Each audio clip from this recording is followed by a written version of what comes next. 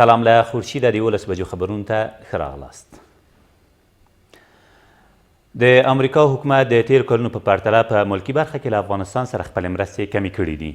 امریکا د 2019 کال لپاره په 211 میلیارډ ډالري بودجه کې چې د امریکا د کانګرس لوري تایید شوې او د روان زیږیز کال په سپتمبر میاشت کې اجرایي کیږي 613 میلیونه ډالر یې په ملکي او پراختیایي برخو کې افغانستان لپاره ځانګړي کړي دي. د شمیرو له مخې امریکا په 2018 کال کې نږدې 1 میلیارډ ډالره او په 2018 کال کې نږدې 283 میلیونه ډالره د افغانستان ملکي برخې ته ځانګړي کړي وي. له دې سربیره امریکا په دې بودجه کې 15 میلیارډ ډالره له افغان ځواکونو سره د مرستو په موخه هم ځانګړي کړي دي. د کابل په پغمان ولسوالۍ کې د یوې چاودنې له امله د ملي پوځ 2 سرتیري وژل شوي او 2 نور یې ټپیان دي. د کابل د امنیه قمندانۍ ویاند وایي دغه پیښه تېره شپه نږدې 8 بجې د یادې ولسوالۍ په خواجلکن سیمه کې هغه مهال رامنځته شوه چې د یادو ځواکونو موټر په یو ځای پر ځای شوي ماین ور برابر شو. ویل کېږي په دې پیښه کې یاد موټر هم یو څه زیانمن شوی دی. د ننګرهار په مرکز کې د ملي پوځ یو سرتیري په غیږ کې د یوه ځانمرګي بریدګر په نیولو سره د یو شمېر هیوادوالو د ژوند ژغورلو لامل شو.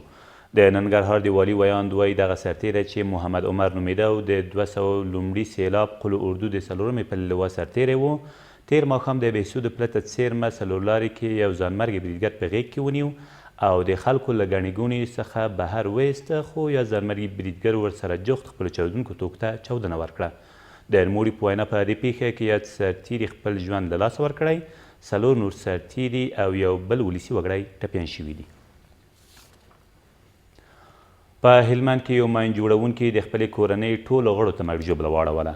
د هلمند د والي ویاند وایي دغه پیښه تېره ورځ د ګرمسیر ولسوالۍ په شمالان سیمه کې هغه مهال رامنځته شوه چې د طالبانو یو قمندان چې باران نومیده په خپل کور کې ماین جوړاوه چې ناڅاپه پرې وچاودېد. د نوموړي په وینا په دې پیښه کې د یاد ماین جوړونکي په ګډون 3 تنه وژل شوي او د همدې کورنۍ 7 ماشومان او 4 مېرمنې هم ټپیانې شوي دي.